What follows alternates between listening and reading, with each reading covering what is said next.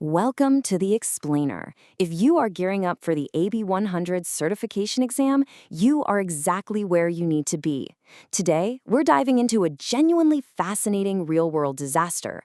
We're calling it the GovernGlobal failure, and it actually serves as the ultimate real-life study guide for mastering AI platform architecture and selection strategy. Let's break down these complex frameworks together. 6.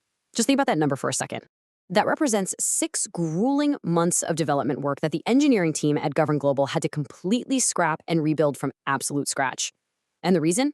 One single fatal architectural mismatch. So, here is our roadmap for today. We'll be looking at the 6-month mistake, the build, buy, or extend framework, the capability ceiling, the model triangle, semantic fragmentation, and finally, requirements first. Section 1, the 6-month mistake and the GovernGlobal HIPAA disaster. Picture this. The lead architect, Anir, and his team managed to build this brilliant claims processing agent in just 2 months. Huge win, right? Well, until they failed a massive HIPAA compliance audit. The problem was they built their agent on Copilot Studio. Now, Studio is great, but it only produces application-level logs, so it tracks things like who interacted with the bot and what general topics triggered. But the HIPAA compliance officer, they needed a Layer 3 audit. We're talking row-level patient health information logs, showing exactly which patient record was accessed at what time. Copilot Studio literally cannot do that. The fix meant totally rebuilding the agent on Microsoft Foundry, which is a code-first platform that actually lets you build custom pipelines to handle that kind of granular row-level logging. Section 2, build, buy, or extend, the decision hierarchy. Okay, so before you ever pick a specific platform, architects have to make a fundamental choice about how much infrastructure they actually want to own and maintain. Step 1 is buy. If you have a standard need, like document signing, just buy a pre-built solution. You get immediate time to value. Step 2 is extend. And honestly, this is the sweet spot for enterprise. You adapt an existing platform, like Microsoft Foundry, and wrap it in your own custom governance. Step 3 is build, meaning custom development from scratch. But listen, build is almost never the first option, just because your engineering team wants ultimate control. It brings the highest cost and the absolute longest timeline. All right, here is an absolute cheat code for the exam, so definitely remember this one. If an AB 100 scenario involves regulated healthcare, PHI audits, and custom machine learning pipelines, the answer is always extend on Microsoft Foundry. A totally custom build is only going to be the correct answer if the scenario explicitly states that vendor cloud access is strictly prohibited by regulation. Moving on to Section 3, the capability ceiling, M365 versus Studio versus Foundry. So GovernGlobal's postmortem really highlighted something crucial. Every single AI platform has intentional design limits. We call this a capability ceiling. It's a functional boundary established by the software's design, not a bug or defect. Copilot Studio didn't fail at its job during that audit. It just hit its design ceiling when it was asked to perform a Layer 3 HIPAA audit. It simply wasn't built for that. Breaking this down into a 3-platform model clears this up perfectly. First, M365 Copilot. It's fantastic for knowledge workers, giving you productivity and Q&A on the Microsoft Graph.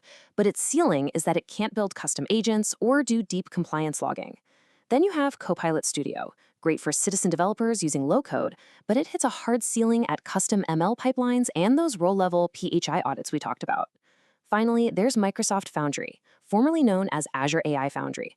This is for your pro developers. It handles row-level logs, multi-API orchestration, you name it. But the trade-off? You hit a ceiling on ease of deployment because it actually requires a dedicated skilled development team. So be hyper-aware of this guaranteed question pattern on the AB 100 exam. If you see Layer 3 HIPAA compliance, or honestly any highly granular data-level audit requirement, that automatically eliminates Copilot Studio. It is a hard capability ceiling, not just a configuration choice you can tweak.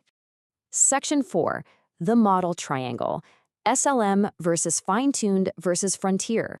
Now, Anir didn't just have to pick Microsoft Foundry as the platform. He had to match specific tasks to specific AI models within it. It's all about right-sizing.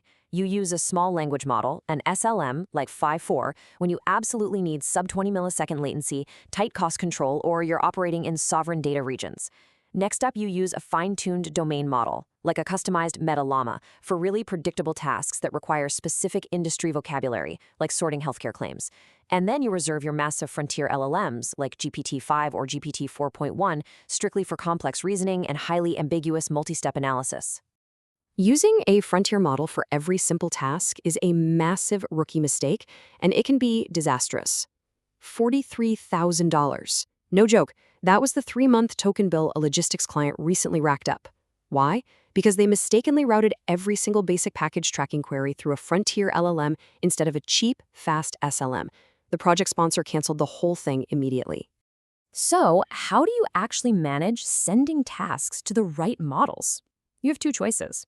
Static routing means you assign the task to the model at design time, so package lookups always go directly to the SLM. Boom, done.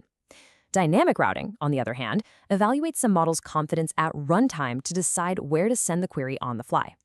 For enterprise production, static routing is highly preferred. Dynamic routing just adds way too much latency, architectural complexity, and wildly unpredictable costs. Section 5. Semantic fragmentation. The data problem AI absolutely cannot fix. Okay, here is the final massive plot twist of the GovernGlobal autopsy. Even if you have the perfect platform, and even if you picked the perfect model, your AI will completely fall flat on its face if the underlying data architecture is a mess. We call this semantic fragmentation. It happens when different departments across a business use totally different terms for the exact same concept. If your finance team calls a metric utilization rate, but operations calls that exact same number efficiency score, the LLM is going to retrieve contradictory definitions and give your users an inconsistent, hallucinated mess of an answer. Retrieval surfaces the fragmentation. Generation amplifies it. I love that quote. It is absolutely crucial to understand that you cannot fix bad data with a clever prompt, and you definitely can't fix it by just buying a smarter, more expensive model. Semantic fragmentation has to be solved at the data architecture level by building a shared semantic layer long before that AI agent is ever deployed to your users. And finally, Section 6, Requirements First, the ultimate lesson. Bringing this whole narrative full circle, after spending 6 long months rebuilding their agent on Microsoft Foundry, Anir stood in front of his company's architecture review board. And the very first point on his first slide was this: requirements must always precede platform selection. Honestly, it's the ultimate secret to passing the Easy 100 exam. You never ever pick a tool just because your engineering team likes it or happens to be familiar with it. You rigorously analyze your requirements first, and you pick the platform because those requirements demand it. So it leaves us with a pretty critical question to consider today. Are you building your enterprise AI architecture on a rock-solid foundation of business and compliance requirements, or are you just waiting around for your own disastrous compliance audit? Definitely something to chew on as you continue your exam prep. Thank you so much for exploring this with me today, and hey, keep building smart.